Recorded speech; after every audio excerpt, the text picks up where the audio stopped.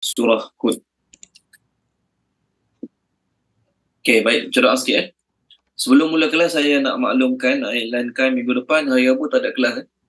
Minggu depan hari Rabu tak ada kelas. Kerana saya Recording in terpaksa. progress. Di minggu depan hari Selasa siang malam, Rabu siang malam tak ada kelas. Okey. Okey, baik, baca doa sikit. Bismillahirrahmanirrahim. Rabbi syrah li sadri wa yassir li amri wahlul 'uqdatam min lisani yafqahu qawli. Rabbi yassir wa la tu'assir wa tammim bil khair. Ya Fattah wa bika nasta'in. Subhanaka la ilma lana illa ma 'allamtana innaka antal alimul hakim. Allahumma anfa'na bima 'allamtana wa 'allimna ma yanfa'una wa zidna ilma walhamdulillahi rabbil alamin. Okey. Ayatnya berbunyi, fa ammal ladzina syaqu fa fin nar lahum fiha zafirun wa syahiq khalidina fiha ma damatis samawati wal ard illa ma syaa rabbuk. Fa maka amma adapun alladzina orang-orang yang syaqu beroleh kecelakaan. Terjemah syaqu beroleh kecelakaan. Perkataan syaqu ni berasal pada perkataan syaqiyun. Ayat minggu lepas 105 ada perkataan syaqiyun. Yauma ya'ti la takallamu nafsun illa biizni faminhum syaqiyun. Jadi daripada perkataan syaqiyun tu keluarlah perkataan syaqu. Adapun orang-orang beroleh kecelakaan, fa maka tu syaqiyun. Syaku dia hari ni punya Tuan Safi, syaku merahkan syaku. Yes. Daripada perkataan syaqiyun tu keluar perkataan syaku. Dia terjemah syaku orang-orang yang beroleh kecelakaan, fa maka fi dalam an-nar neraka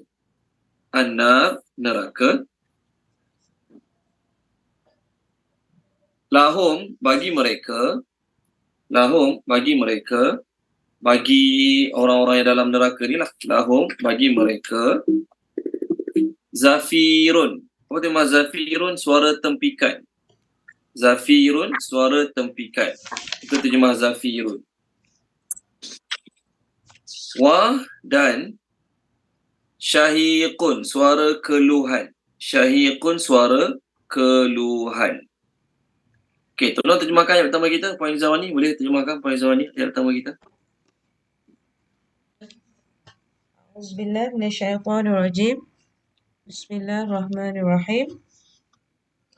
Maka adapun orang-orang yang beroleh kecelakaan, maka dalam neraka bagi mereka orang-orang dalam neraka suara tempikan dan suara keluhan. Okey, terima kasih Puan Izani. Tolong baca ayat terakhir minggu lepas boleh? Ayat terakhir minggu lepas. Okey. Baca kat skrin boleh, ayat 105. Okay. Pada hari yang akan datang tidak akan berkata-kata seseorang pun melainkan dengan izinnya, maka di kalangan mereka ada yang beroleh kecelakaan dan beroleh kebahagiaan. Okey, terima kasih Puan Izawani. Oleh kerana surah ni surah Makkiyah, masa surah ni turun, kebanyakan orang Mekah reject Nabi SAW, maka Allah mulakan dengan kecelakaan. Orang yang beroleh kecelakaan. Adapun orang yang beroleh kecelakaan, maka mereka akan berada di dalam neraka Jahannam. Mereka akan berada di dalam neraka Jahannam. Bagi mereka, bagi mereka yang berada dalam neraka tu akan ada suara zafirun dan syahiqun. Zafirun ni apa? Suara jerit. Tu zafirun. Dalam tafsir mengatakan zafirun tu adalah tardidun nafsi fi sadri hatta tanfattafikhu minhu al-adla. Mengeluarkan suara dari dalam dada ni sehingga keluar di seluruh kawasan pernafasan dengan kuat sekali. Maksudnya jerit habis-habisan daripada suara dalam ni, jerit habis-habisan, keluarkan habis-habisan. Tu zafirun. Manakala syahiqun tu mengembalikan nafas ke dada. Senang faham macam ni. Zafirun ni dijerit sakit. Jerit sehabis-habis kuat lah. Macam budak cabut gigi. Budak kecil cabut gigi ke, kena budak kecil cabut, kena cocok ke, budak kecil bersunat ke contoh. Kalau dia sakit sangat dia tak tahan, dia lepaskan sakit dia lepaskan suara tangisan itu, dijerit habis-habis kuat. Jadi jerit habis-habis kuat tu namanya zafir. Okey. Manakala syahid tu apa? Syahid tu adalah suara yang dah tak larat dah. Jerit habis-habis. Itulah untuk suara orang dalam neraka. Inilah pendapat yang dipilih oleh Ibnu Abbas radhiyallahu anhu. Ada pendapat mengatakan zafir tu suara himar, suara bunyi, suara keldai. Suara keldai permulaan dia nak jerit. Itu zafir. Suara keldai di permulaan dia masa dia nak mula-mula jerit. Itu zafir. Adapun syahid, suara keldai masa dia nak mula slow. Suara keldai masa dia nak mula slow. Ni pendapat lah. Ada lagi pendapat ketiga mengatakan zafir itu adalah suara keldai, manakala syahid adalah suara baral. Senang cerita, bunyi orang tak suka dengar. Orang tak suka dengar, mereka pun tak suka dengar. Seburuk-buruk suara Allah kata adalah suara keldai. Tuan Haji Ishak tolong baca boleh Tuan Haji Ishak surah Luqman. Surah Luqman. Muka surat 412 ayat bawah sekali. 412 ayat bawah sekali. Okey. Dan sederhanakanlah dalam perjalanan dan lunakkanlah suaramu. Sesungguhnya seburuk-buruk suara ialah suara keldai. Keldai ni tempat tak patut jerit pun jerit. Okey. Tempat tak patut jerit pun jerit kuat-kuat. Tu keldai. Jadi kita di tempat orang bercakap perlahan-lahan, kita cakap kuat-kuat. Cakap dalam LRT tu, suara kita dalam LRT, borak dua orang, satu gerabak dengar. Tu suara keldai. Borak kat kedai makan, kita duduk semeja dua orang, tapi borak satu kedai makan dengar, satu kedai makan dengar apa kita borak. Itu bukan suara, itu bukan contoh adab yang baik. Itu bukan contoh adab yang baik. Ada kaitan dengan sombong. Bila dia cakap, dia nak semua orang dengar cakap dia. Atau ada kaitan dengan sombong. Sebab ayat sebelum tu ada kaitan dengan sombong kan. Okey, tak apalah. Yang penting, bunyi orang dalam neraka ni, dia akan bunyi zafirun dan syahiqun. Okey, baik. Ini bunyi orang yang dalam neraka. Kerana apa? Tak tahan dengan azab dalam neraka. Jerit, sahabat kuat. Penat jerit. Suara keluhan. Lepas penat jerit tu suara. Jadi, dia orang duk gilir suara tu je. Mereka ni pula, sebelum masuk neraka, mereka dah dengar suara neraka tu sendiri. Suara neraka tu sendiri. Tolong baca dia, Puan Nur Zakiyah boleh? Suara neraka tu sendiri. Surah apa ya? Surah Al-Furqan. Saya cari muka surat sekejap. Surah Furqan.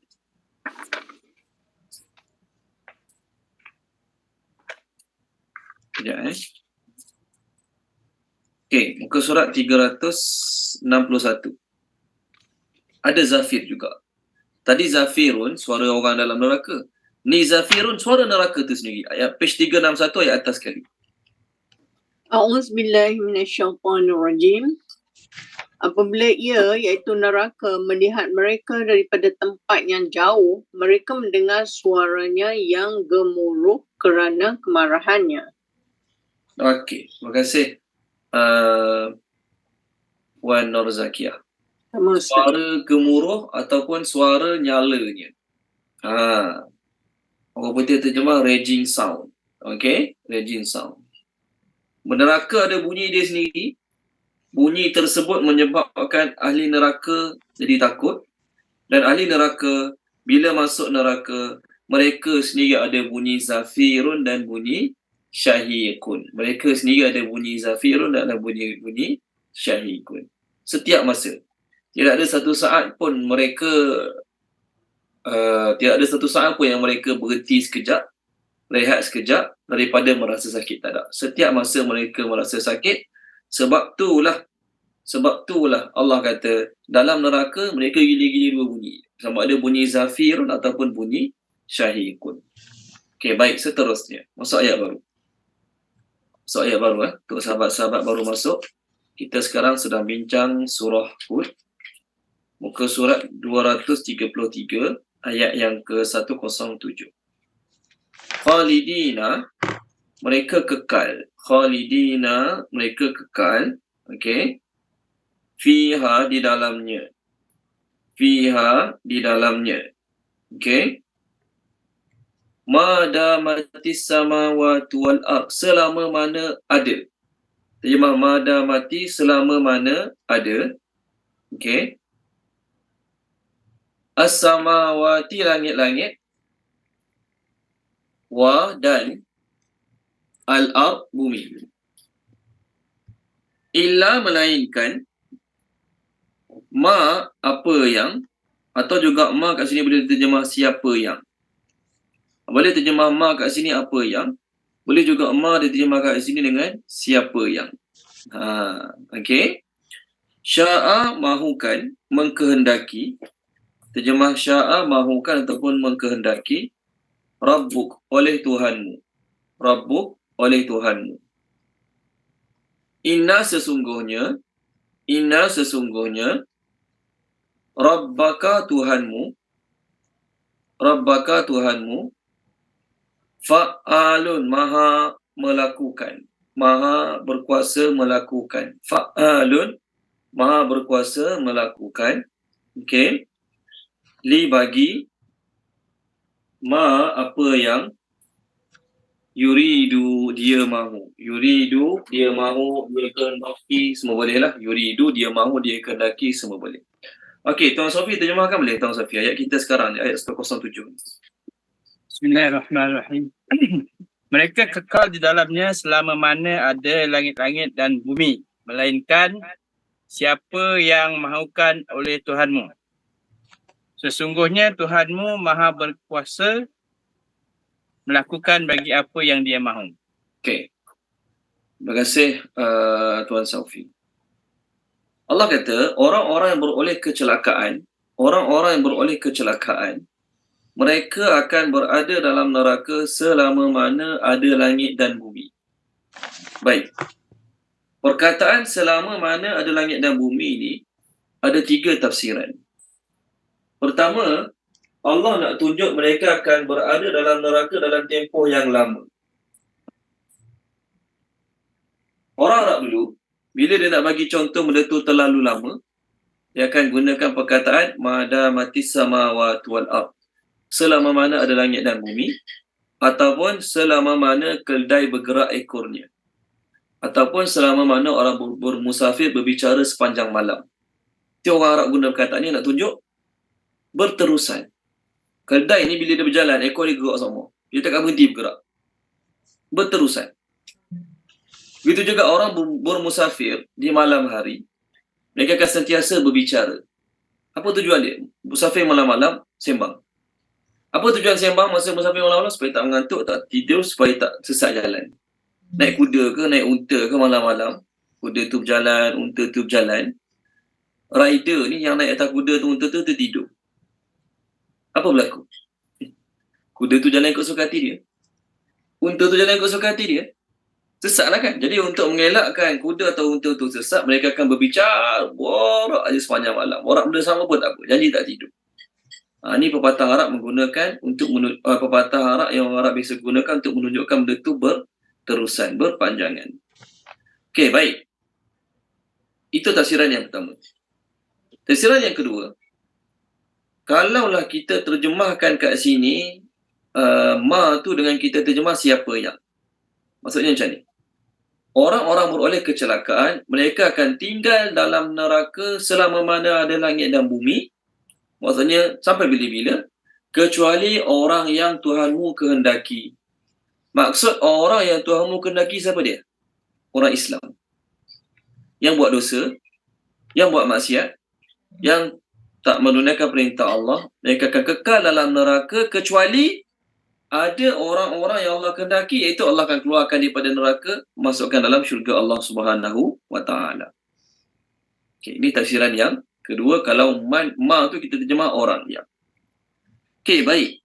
Sekarang kita nak terjemahkan ma tu dengan terjemahan apa yang ataupun tempoh yang. Ma tu kita boleh terjemah apa yang ataupun tempoh yang. Macam mana kalau terjemah apa yang ataupun tempoh yang? Macam ni. Orang yang beroleh kecelakaan, mereka akan kekal dalam neraka selama mana ada langit dan bumi. Tempoh adanya langit dan bumi sebelum kiamat. Katakanlah, kita tak tahu ni berapa umur dunia sekarang. Kita tak tahu berapa umur langit sekarang. Maksudnya sejak Allah cipta langit bumi dulu, sebelum Nabi Adam ada, sebelum makhluk-makhluk tinggal kat muka bumi tu. Sebelum Allah ciptakan bumi, sebelum Allah ciptakan Nabi Adam, langit bumi dah ada. Sampai sekarang berapa tak tahulah berapa ribu ke, ratus ribu ke, wallahualam. Dah berapa ribu ataupun ratus ribu tahun umur langit bumi ni. Kita tak tahu. Katakanlah, saya pun tak bilang. Katakanlah umur langit dan bumi ni, katakanlah sejak mula-mula Allah cipta langit dan bumi sampailah kiamat nanti, katakanlah umur langit dan bumi katakanlah 500,000 tahun. Contoh. Katakanlah umur langit dan bumi lebih kurang 500,000 tahun. Contoh, ni contoh. Berapa sebenar kita pun tak tahulah kan. So, maknanya orang kafir akan kekal dalam neraka selama mana adanya langit dan bumi sebelum kiamat ini. Berapa lama? 500,000 tahun. Mereka kekal dalam neraka 500,000 tahun. Illa melainkan tempoh yang Allah Ta'ala kehendaki. Maksudnya apa dia? Allah nak extend lagi. Allah boleh extend lagi walaupun mereka dah ada dalam bumi 500,000 tahun. Tak semestinya tempoh tu berakhir bagi mereka. Allah boleh teruskan lagi walaupun bumi ni umur 500,000 tahun. Allah kata selama mana langit dan bumi. Melainkan Allah nak lebih, terpulang pada Allah. Allah nak azab dia lebih dalam neraka, terpulang pada Allah. Okey, pertama kita kena tahu dalam bab langit dan bumi ni, kita kena faham bila berlaku kiamat nanti, langit dan bumi yang kita duduk sekarang ni akan hancur dan akan digantikan dengan langit bumi yang baru. Tempat yang sama ni, Allah Ta'ala akan gantikan langit bumi yang baru. Tengok muka surat 261. Page 261. Belum terjemahkan dia boleh? Puan Asma terjemahkan boleh? Puan Asma. Page 261. Ayat yang ke-48. Bismillahirrahmanirrahim. Iaitu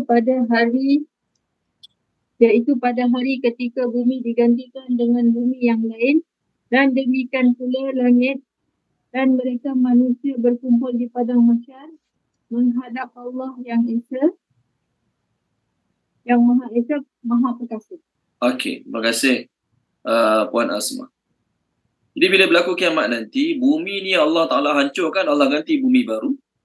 Langit pun Allah hancurkan, bukan satu langit, semua langit Allah hancurkan, Allah ganti dengan langit-langit yang baru. Maknanya, ke akhirat nanti akan ada bumi baru dan akan ada langit baru. Itulah pada masyarakat kita. Jadi sebelum hancur langit bumi yang sedia ada ni, sebelum adanya langit baru, berapa lamakah umur lah kita kata, berapa ratus ribu tahun umur langit dan bumi. Jadi katakanlah 500,000 tahun. Maknanya orang yang beroleh kecelakaan tadi akan berada dalam neraka selama mana 500,000 tahun. Betul lepas 500,000 tahun, pulang pada Allah. Allah nak extend, Allah boleh. Allah nak extend, Allah Ta'ala boleh panjangkan lagi umur mereka sampai bila-bila. Okey, baik. Katakanlah. So, penerangan saya tadi, mereka akan kekal berada dalam neraka selama mana adanya tempoh langit dan bumi di dunia ini sebelum kiamat. Maknanya lepas habis tempoh tu, Allah Ta'ala nak panjangkan lagi, terpulang pada Allah Ta'ala. Ataupun Allah Ta'ala nak keluarkan mereka, terpulang pada Allah Ta'ala. Tapi yang kita tahunya, Allah Ta'ala akan bagi lebih azab pada mereka. Okay, bagaimana pula kalau kita terjemah? Orang kafir akan kekal dalam neraka selama mana ada langit dan bumi di waktu akhirat. Maknanya apa? Kalau kita kata maksud selama mana ada langit dan bumi, kita kira tempoh adanya langit dan bumi di dunia sekarang, maknanya berakhir tak? Ada tempoh akhir dia. Ada dia punya tamat tempoh dia. Sebab langit kita tengok sekarang, bumi kita tengok sekarang, ada dia punya expired date dia, ada dia punya tarikh luput dia nanti. Tarikh yang Allah Ta'ala akan binasakan, Allah Ta'ala akan gulung-gulung macam gulung kertas. Dalam surah Al-Hajj ada. Cuma kita tak tahu bila kan? Kita tak tahu bila. Jadi kalau tempoh tu maksudnya ada dia punya limit masa dia, lepas pada tu Allah nak extend terpulang pada Allah. Baik, sekarang kita nak terjemah pula. Orang kafir, mereka kekal dalam neraka selama mana ada langit dan bumi di akhirat nanti. So kalaulah ayat tu memberi makna selama mana ada langit dan bumi di akhirat nanti, maksudnya apa? Sampai bila-bila? Sampai bila-bila? Langit dan bumi kita tengok sekarang akan hancur satu masa nanti. Akan binasa satu masa nanti. Adapun langit dan bumi yang baru yang Allah Ta'ala renovate, ataupun kita kata tukar baru ke akhirat, bila berlaku kiamat nanti, ada kehancuran tak? Tidak akan ada kehancuran. Tidak akan ada kebinasaan. Di selama mana ada langit dan bumi itu, selama itulah mereka akan kekal dalam neraka. Kecuali apa yang Allah Ta'ala kehendaki, maksudnya apa dia? Kecuali Allah boleh keluarkan mereka sekejap-sekejap daripada neraka. Allah kata kekal. Mereka kekal dalam neraka selama mana ada langit dan bumi ke akhirat nanti, kiamat nanti, kecuali Tuhanmu menghendaki yang lain, maksudnya Tuhanmu nak keluarkan mereka sekejap-sekejap daripada neraka. Untuk apa? Keluarkan mereka sekejap-sekejap daripada neraka.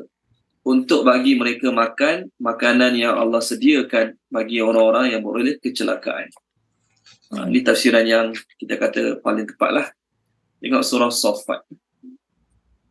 Tolong baca dia surah Saffat, Puan Mai Zaitun boleh? Puan Mai Zaitun. Boleh. Saya buku surat je.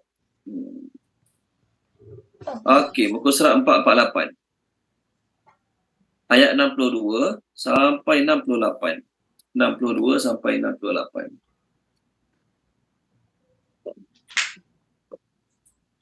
(62) yang mula. Ya, 62 sampai 68. Apakah makanan syurga itu hidangan yang lebih baik ataukah pohon zakum?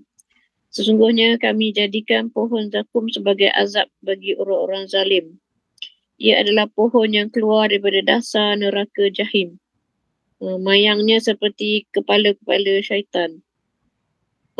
Sesungguhnya mereka benar-benar memakan sebahagian daripadanya, iaitu buah pohon itu, dan mereka memenuhi perut mereka dengan buahnya, iaitu zakum. Zakum. Ya, zakum terus. Setelah memakan buah zakum itu, mereka mendapat minuman yang dicampur dengan air yang sangat panas. Kemudian pasti tempat kembali mereka ke neraka jahim. Okey, maksudnya sebelum masa mereka makan tu kat mana Puan Mai Zaitun? Jahim. Sebelum makan tu dalam neraka. Dalam neraka. Bila dalam neraka, mereka kembali ke neraka jahim balik.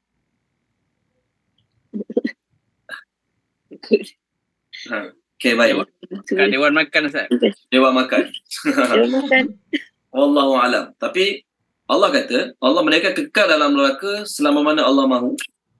Kecuali tempoh yang Allah Ta'ala kehendaki, maksudnya kecuali Allah Ta'ala kehendaki yang lain, maksudnya Allah keluarkan mereka sekali-sekala daripada neraka untuk apa?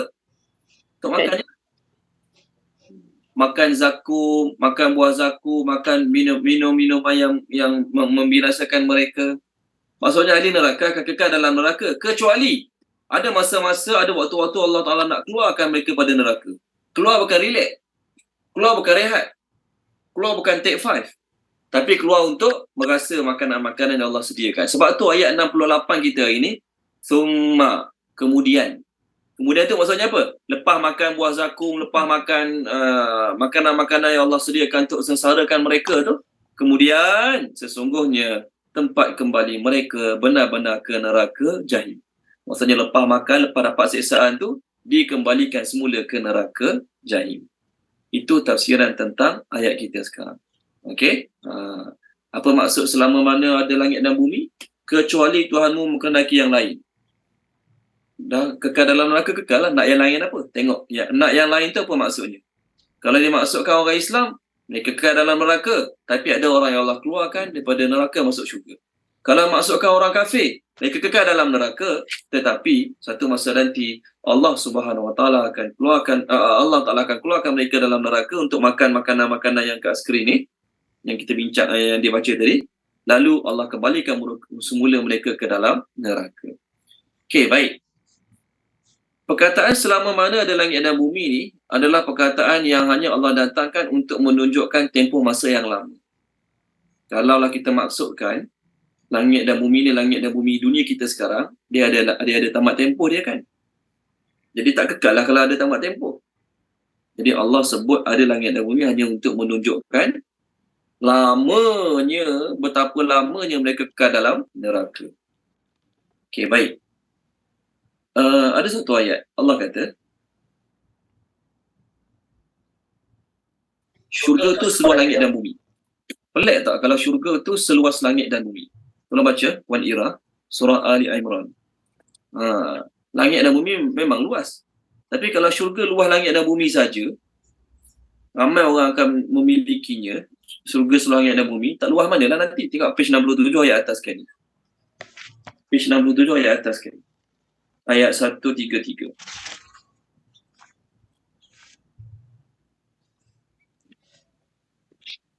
Dan bersegeralah kamu mencari keampunan daripada Tuhanmu dan mendapatkan syurga yang seluasnya seluas langit dan bumi yang disediakan bagi orang-orang yang bertakwa. Okey, terima kasih Puan Ira. Tuan-tuan bayang kalau syurga tu seluas langit dan bumi, bayangkan seorang ahli syurga yang paling kecil tahap syurga dia yang Allah akan bagi pada dia kat akhirat nanti, saiz syurga dia adalah 10 kali ganda lebih besar daripada bumi. Syurga orang yang paling kecil sekali nanti, syurga paling kecil sekali akan diberikan kepada lelaki yang terakhir keluar daripada neraka lalu masuk syurga.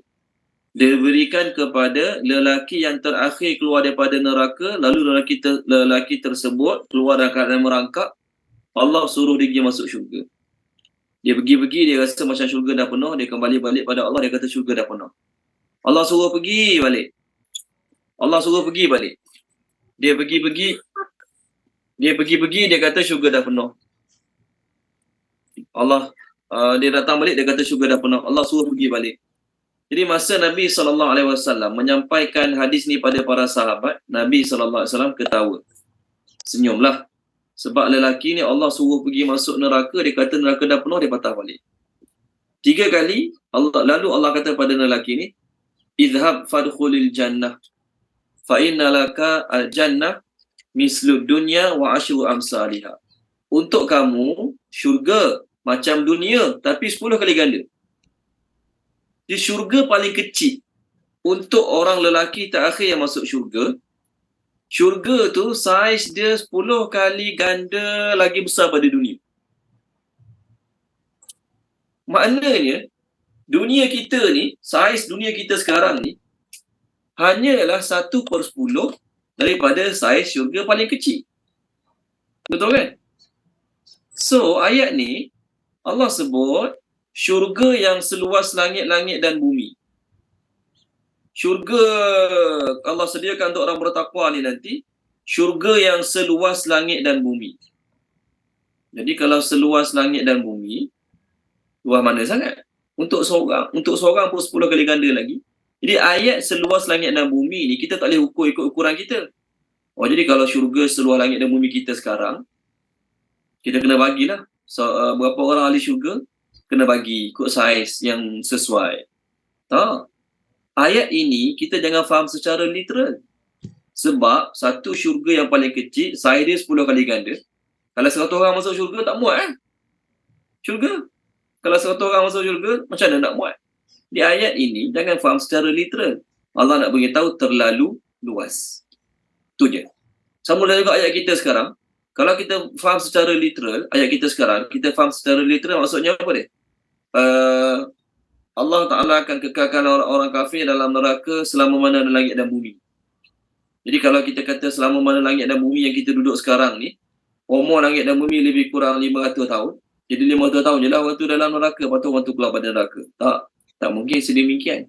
Jadi ayat Allah sebut selama mana ada langit dan bumi itu selama mana ada langit dan bumi itu Allah nak tunjuk terlalu lama orang kafir ataupun sangat-sangat lama orang kafir duduk dalam neraka. Kita tak boleh faham secara literal. Sebab kalau kita faham secara literal akan keluar berbagai-bagai soalan lain lagi. Okey, baik, seterusnya. Maka Allah kata Allah berkuasa mampu melakukan apa yang dia nak lakukan. Seterusnya ayat baru wa dan amma adapun alladzina orang-orang yang su'idu beroleh kebahagiaan. Orang nama Sa'id, Sa'adah, As'ad. Minggu lepas kan saya share kat skrin. Man as'adun nas, man as'adan nas. Siapa orang paling bahagia? Orang yang membahagiakan orang lain. Okey, su'idu beroleh kebahagiaan. Fa maka fi dalam al-jannah syurga. Jannah syurga. Khalidina mereka kekal. Khalidina mereka kekal. Fiha di dalamnya, dalam syurga. Madamatis samawati wal ard, sama macam ayat kat atas tadi. Selama mana kekalnya langit dan bumi. Selama mana kekalnya langit dan bumi. Illa melainkan ma tempoh yang ataupun apa yang sya'a mengkehendaki Rabbuk oleh Tuhanmu, Rabbuk oleh Tuhanmu, ata'an sebagai pemberian, ata'an sebagai pemberian, majzus yang tidak ada penghujung, majzus yang tidak ada pengakhiran. Terjemah majzus yang tidak ada pengakhiran, tidak ada putus-putus. Dapat je semua. Kalau terjemahkan dia, Puan Zakiah Ismail boleh terjemahkan Puan Zakiah.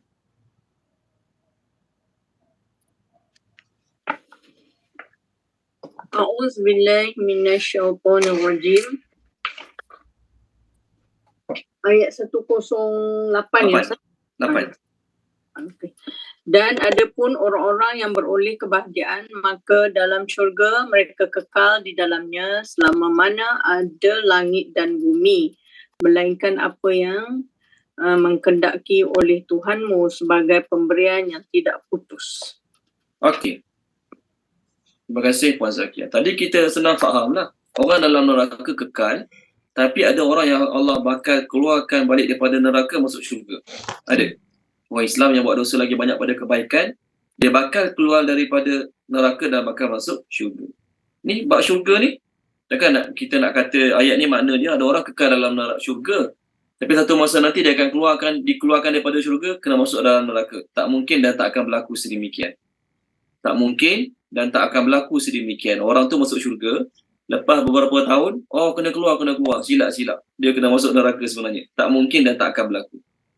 Jadi ayat ini, ayat yang sama digunakan untuk menunjukkan kekal dalam syurga. Ayat ini kita tak boleh nak takwil sama macam ayat tadi. Ayat tadi kita tafsirkan ada orang kekal dalam neraka, tapi ada orang yang Allah akan keluarkan dia dari neraka masuk syurga. Boleh lah, faham lah kalau dalam bab neraka. Tapi dalam bab syurga tak boleh nak terjemah macam tu. Walaupun ayatnya sama. Jadi dalam bahasa Arab dipanggil musyakalah. Apa makna musyakalah?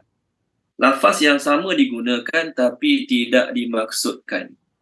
Lafaz yang sama digunakan tapi tidak dimaksudkan. Allah nak beritahu orang dalam syurga kekal, tu saja.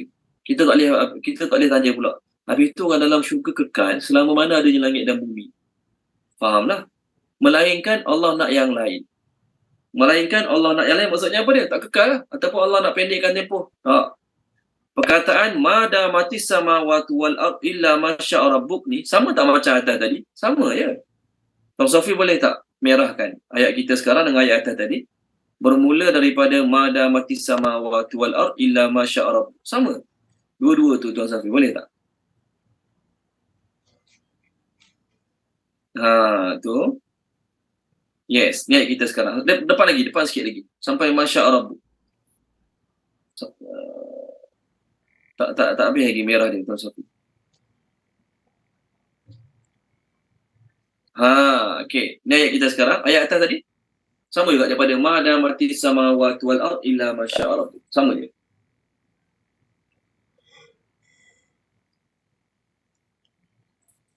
Okey, nampak Jadi untuk bab neraka tadi kita dah jelas penerangan, saya dah terang tadi untuk neraka selesai.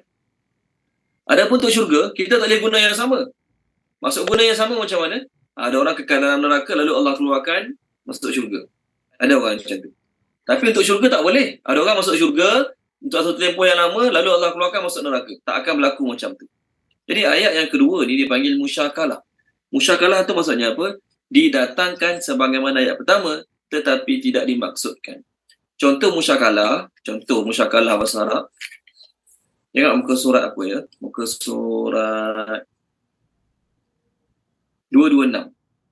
Ayat atas sekali, 38. 226 ayat 38. Tolong baca dia Puan Maisarah Mokhtar boleh? Puan Maisarah. 226 ayat 38. Ini dipanggil musyakalah dalam bahasa Arab.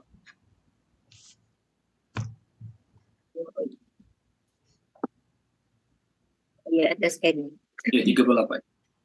Auzubillahi minasyaitonirrajim, dan mulailah dia, yakni Nuh, membuat kapal. Setiap kali pemimpin kaumnya berjalan melewatinya, mereka mengejeknya. Dia, Nuh, berkata, jika kamu mengejek kami, maka kami pun akan mengejekmu sebagaimana kamu mengejek kami. Okey, Puan Maisarah. Agak-agak masa kaum dia Nabi Nuh kena banjir, Nabi Nuh ejek tak? Masa, tak. Mungkin. Dia Nabi juga. Kalau saya ya, padang muka. Dulu ejek aku, padang muka.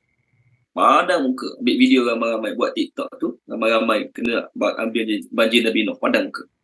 Jadi Nabi Nuh guna perkataan, kalau kamu ejek kami akan ejek kamu juga nanti. Ni dia panggil pemusyakalah. Nabi Nuh ni ejek orang juga ke? Kalau saya, ya. Dulu kau ejek aku ya, sekarang aku ejek kau. Padang muka berkali-kali. Nabi tak mungkin buat macam tu. So Allah datangkan macam ni, ayat ni bagi musyakalah. Lafaz yang sama tapi tidak dimaksudkan. Contoh lagi ayat, tengok muka surat 101. Ni nak faham musyakalah, bahasa Arab bagi musyakalah. Tolong Puan Noraliza boleh tolong baca Puan Noraliza. Muka surat 101 surah An-Nisa ayat 142. Bismillahirrahmanirrahim. Sesungguhnya orang-orang munafik itu melakukan tipu daya terhadap agama Allah dengan perbuatan pura-pura beriman sedang mereka kafir pada batinnya. Dan Allah pula tetap membalas tipu daya mereka dengan membiarkan mereka dalam keadaan munafik. Mereka pula... Cukup Puan. Bagus terjemah Puan dengan bagus terjemah kat skrin ada perkataan membalas. Ada perkataan membalas. Bila ada perkataan membalas, jelas lah. Tuan Safi boleh tak share kat skrin apa yang saya share dalam grup tadi? Saya baru share kat grup kelas kita. Ada tak siapa-siapa punya terjemahan, diterjemah Allah menipu mereka? Ada tak siapa-siapa?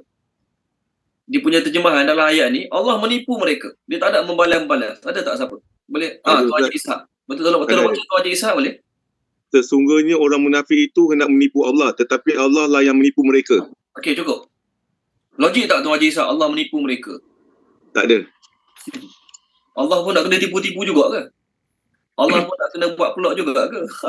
Tengok kat skrin pun sama. Orang putih punya terjemah. Ni Quran orang putih saya guna. They deceive Allah and Allah deceive them. Jadi Allah pun kena main tipu-tipu juga. Allah pun kena jadi sifat macam munafik juga. Tak mungkin lah Allah nak menipu. Habis tu, jadi lafaz yang didatangkan, yukhadi'una, mereka tipu Allah.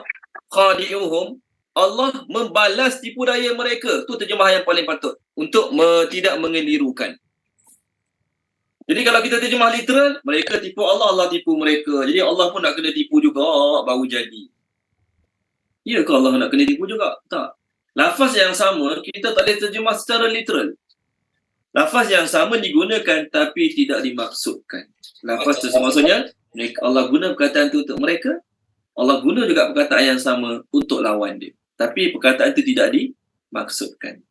Samalah juga, ada lagi 2-3 tempat. Contoh, wa makaru wa makarallah. They plot, Allah plot. They plot to against Allah, Allah plot to against them. Itu putih terjemah. Allah tu, mereka perlu perancangan jahat untuk melawan agama Allah. Allah pun perlu perancangan jahat juga. Allah kena merancang juga. Fikir, rancang, merenung. Tak, Allah nak buat tu, buat je. Betul? Lafaz tu didatangkan untuk mengenakan pihak lawan. Tetapi tidak dimaksudkan. Boleh? Okey, baik.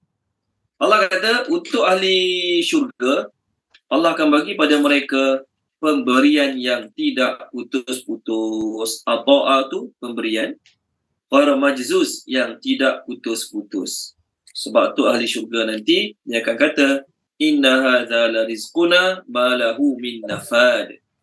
Kalau baca Puan Nuralizah Kasim, yang ahli syurga, kata-kata ahli syurga.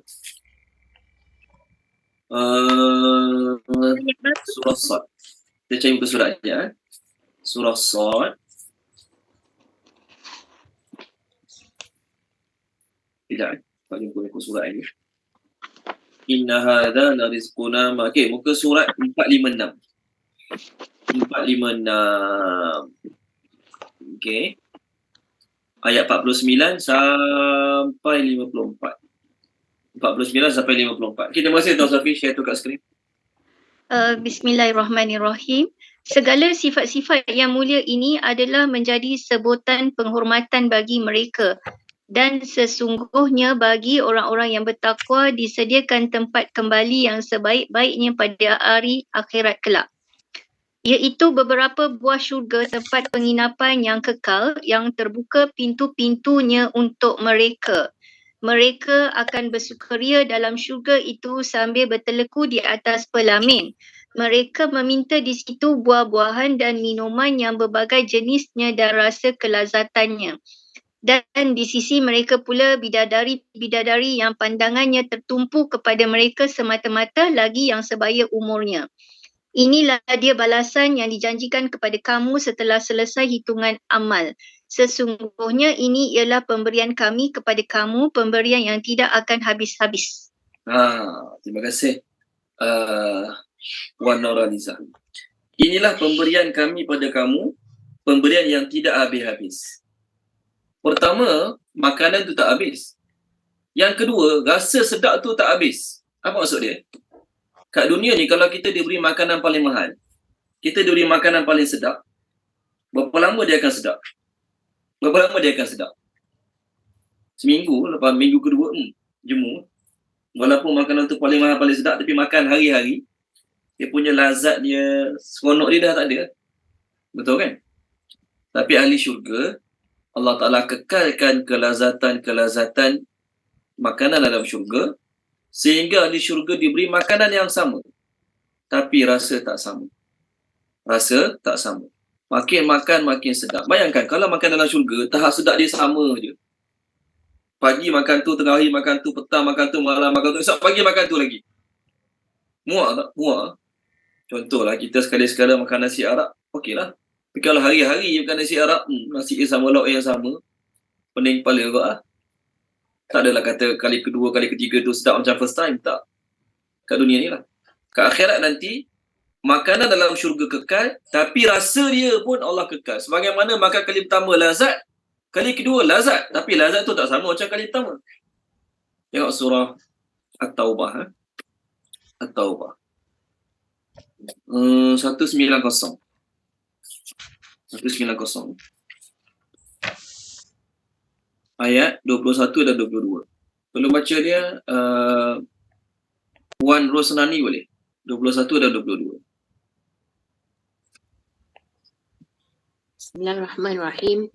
Mereka digembirakan Tuhan mereka dengan memberikan rahmat, keredaan dan syurga. Mereka memperolehi kesenangan yang kekal di dalamnya. Satu lagi.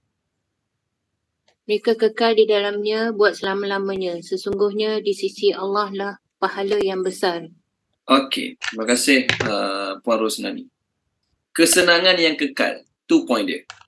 Tuan Safi tengok ayat 21 tu boleh Tuan Safi. Na'imun muqim, kesenangan yang kekal. Delight everlasting. Seronok tak dapat beli rumah baru? Seronok. Tapi seronok beli rumah baru, lepas 5-6 tahun, lepas 10 tahun sama tak feel dia? Tak sama dah. Hari ni dapat beli kereta baru. Seronok tak? Seronok lah, gembira dapat kereta baru.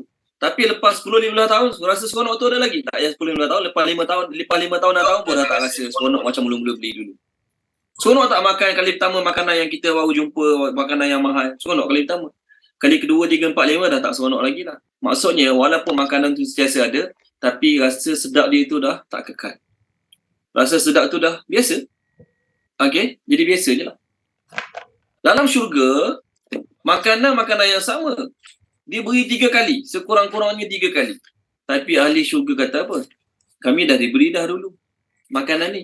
Lepas pada tu diberi lagi makanan yang sama. Tengok muka surat 5.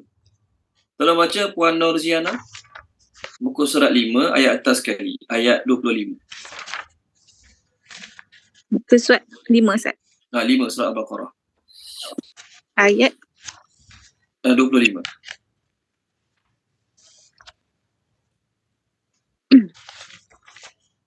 Bismillahirrahmanirrahim.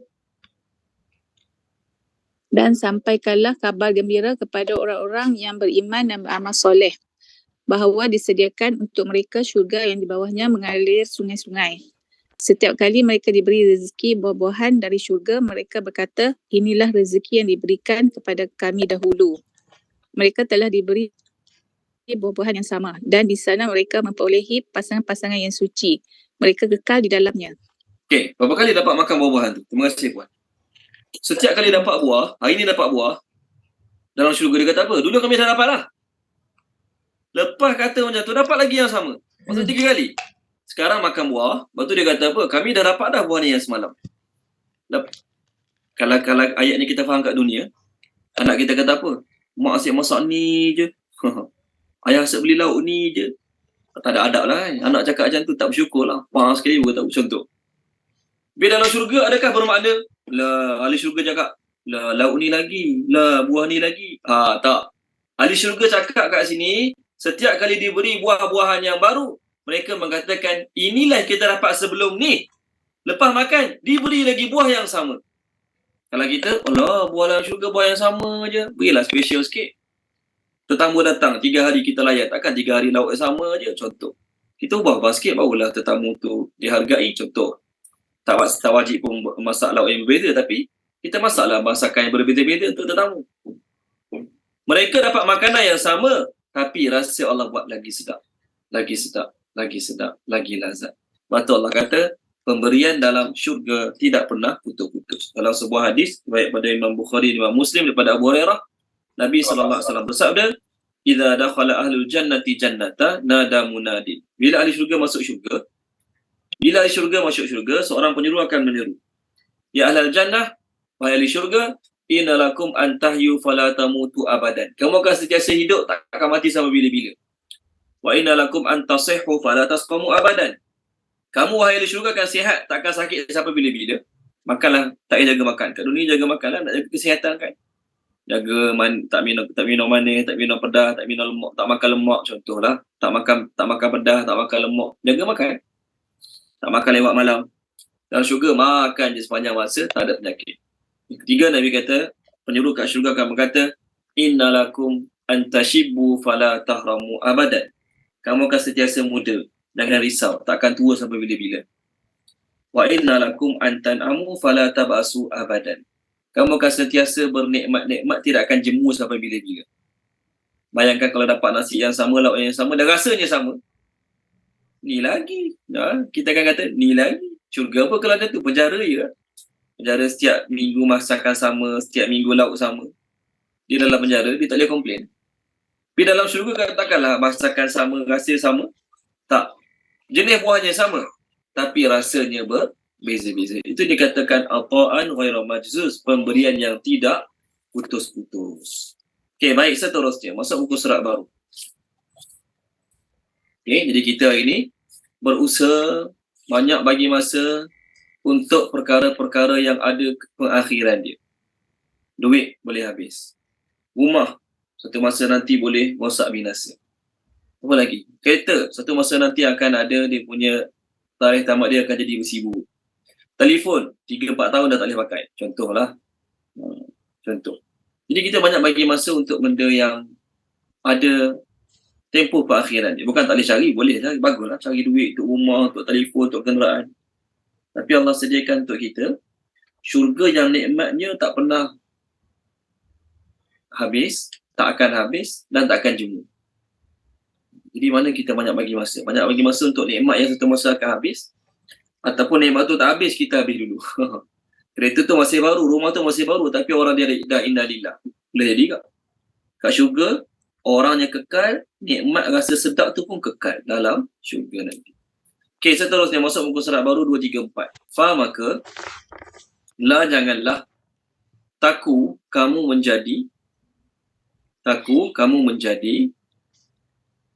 fi dalam miryatin keraguan mimma terhadap apa yang ya'budu menyembah haula'i oleh mereka ini ma tidaklah ya'buduna mereka menyembah illa melainkan kama sebagaimana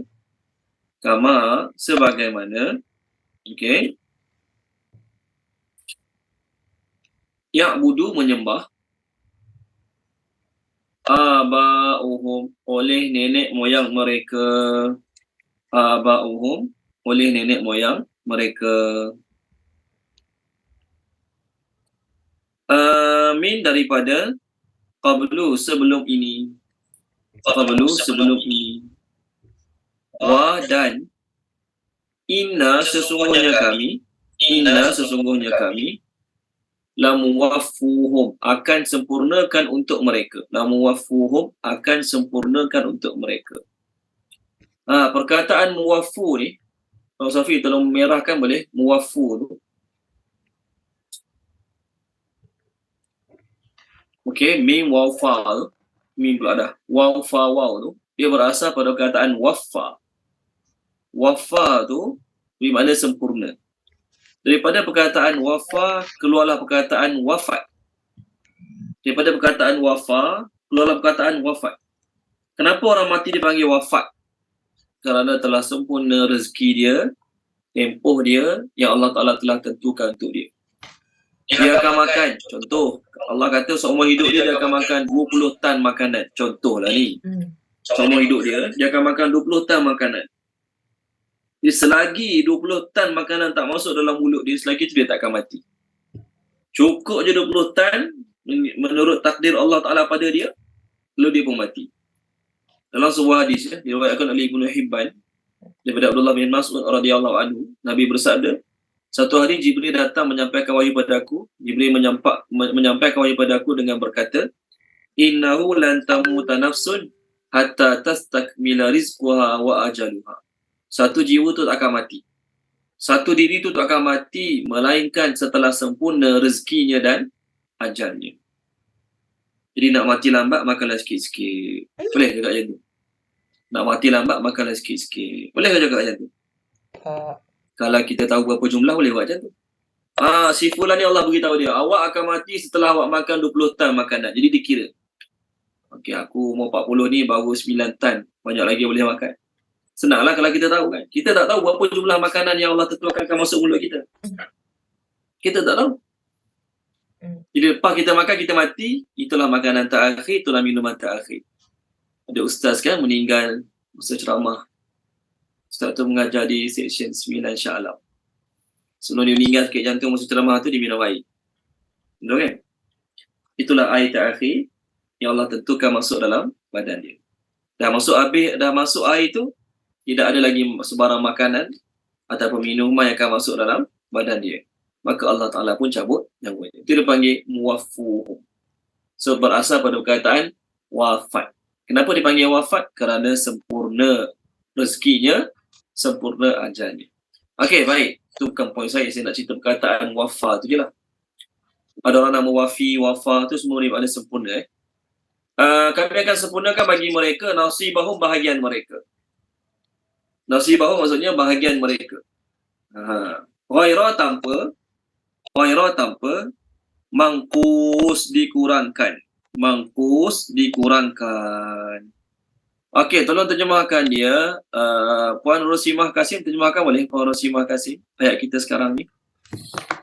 Bismillahirrahmanirrahim. Maka janganlah engkau, Muhammad, ragu-ragu tentang sia-sianya apa yang mereka sembah. Mereka menyembah sebagaimana nenek moyang mereka dahulu menyembah. Kami pasti akan menyempurnakan pembalasan terhadap mereka tanpa dikurangkan walau sedikit pun. Okey, terima kasih Puan Rosimah. Allah cakap pada Nabi Muhammad, tapi yang dimaksudkan kita semualah. Nabi Muhammad tak pernah dan tak akan ragu. Nabi Muhammad tak pernah dan tak akan ragu terhadap sembahan orang kafir. Orang kafir punya sembahan, Nabi Muhammad SAW yakin 100% sembahan mereka tak ada faedah langsung, tak ada manfaat langsung. Maka orang Islam wajib kena yakin yang sembahan orang kafir tak ada faedah langsung, tak berguna langsung. Jadi kalau orang Islam pun syak juga, ya ke sembahan mereka tak boleh beri mudarat? Ya, contohlah ni. Ya ke sembahan mereka tak boleh beri manfaat? Jadi kalau orang Islam yakin syak terhadap sembahan-sembahan orang kafir juga syak terhadap sembahan-sembahan orang Islam, maka tak ada beza orang Islam orang kafir. Orang Islam dia syak terhadap Allah. Orang kafir, terbalik. Orang kafir dia syak terhadap kekuasaan Allah. Orang Islam dia syak terhadap berhala-berhala yang disembah oleh orang kafir. Sepatutnya orang Islam kena yakin 100%, percaya 100% yang berhala tu tak boleh beri mudarat langsung. Tapi kalau orang Islam pun berada dalam keraguan, ya ke, maka sama. Dia dalam kaedah bahasa Arab, dia panggil apa? Orang yang al-yaqin la yazalu bisyak. Yakin tidak akan dikalahkan dengan syak. Contoh. Okey. Ada dua orang duduk kat masjid. Dua orang, A dengan B. Saya tanya ada orang tu, ada nampak tak ustaz pakai jubah warna kuning lalu? Saya tanya kat dua orang yang duduk kat masjid tu, duduk kat beranda masjid. Saya tanyalah, tuan ada nampak tak ustaz pakai baju kuning lalu? Orang ni dia kata apa? Saya ada nampak 2-3 orang lalu tapi saya tak pasti ya. Baju kuning ke bukan baju kuning. Dia syak. Orang yang pertama. Orang yang kedua, dia cakap dengan yakin. Saya nampak ustaz baju kuning lalu. Dia pakai baju kuning, jubah dia kuning, kopiah putih. Saya nampak dia lalu. Jadi di antara dua orang ni tadi, siapa kata-kata yang kita akan pakai? Kata-kata siapa yang kita akan pakai? Kata-kata orang yang yakin. Kata-kata orang syak kita tolak tepi. Sebab dia tu pun tak pasti jawapan dia tu betul ke tak betul. Dia pun tak pasti ustaz pakai baju kuning lalu ke tak lalu. So, orang kafir dia syak terhadap kekuasaan Allah. Orang Islam kalau syak juga terhadap berhala-berhala sembah orang kafir yang Allah kata 100% tak boleh beri mudarat, 100% tak boleh beri manfaat. Orang Islam syak juga, maknanya tak ada beza orang Islam orang kafir masa tu. Tengok muka surat 220. 220 ayat 104. Ayat 104. Tolong terjemahkan dia. Tuan Haji Syahril Liuk boleh? Tuan Haji Syahril Liuk. Muka surat 220 ayat 104. Ni pegangan orang Islam yang kena ada.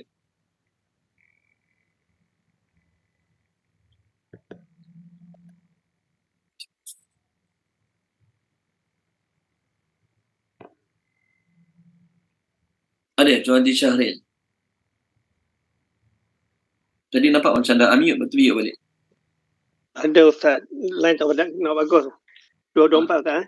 Okey. 104. Line kadang-kadang tak ada. Okey. Tak apa. Okey je, kita dengar okey je alhamdulillah. 224 ayat 220 ayat 104. 220. 224 104. Page apa? Surah Yunus. Page 220. Ya Ustaz.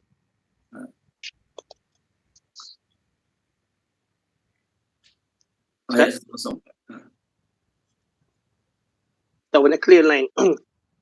Line duk ada, kena tak ada. Okey, baik. Tak apa. Okey, tak apa. Tuan Safi, tolong baca Tuan Safi boleh? Tuan Safi. Bismillahirrahmanirrahim. Katakanlah, hai manusia, jika kamu masih dalam keraguan-raguan tentang agamaku, maka ketahuilah aku tidak menyembah yang kamu sembah selain Allah.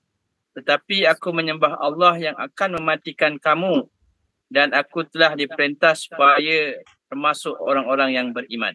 Okey, terima kasih Tuan Safi. Apa maksud ayat ni? Kalau kamu syak terhadap apa yang aku sembah, betul ke Allah yang orang Islam sembah tu berkuasa buat tu, berkuasa buat ni, berkuasa mengazab tu, mengazab ni? Betul ke? Kamu nak syak, kamu punya pasal. Tapi aku yakin yang agama kamu sikit pun tak beri faedah, sedikit pun tak beri manfaat. Sebab tu aku tidak akan menyembah apa kamu sembah selain Allah. Itu beza kita dengan orang kafir. Orang kafir, mereka masih ada syak terhadap agama kita. Apa maksud syak? Betul ke tak betul? Betul ke tak betul? Itu orang kafir. Terhadap agama kita, dia syak. Betul ke tak betul? Tapi kita terhadap agama mereka, kita yakin 100% tak betul. Maka antara orang syak dengan orang yakin, kata-kata siapa lebih diterima? Antara orang syak dengan orang yang yakin, kata-kata siapa lebih diterima? Kata-kata orang yang yakin. Kata-kata orang yang yakin.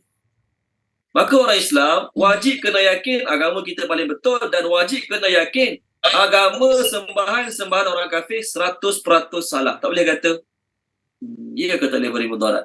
Kadang-kadang beri manfaat juga. Tak boleh kata macam. Sebab tu ayat kita sekarang Allah kata kamu jangan ada sedikit pun keraguan terhadap apa yang disembah oleh orang-orang kafir. Kerana apa? Tok nenek moyang mereka dulu sembah benda yang sama juga. Tok nenek moyang mereka yang kafir sejak zaman Nabi Nuh, zaman Hud, zaman Nabi Hud, semua sembah benda yang sama juga. Bila azab aku datang pada tok nenek moyang mereka yang semua berhala-berhala tu, boleh tak berhala tu tolong? Boleh tak berhala tu selamatkan?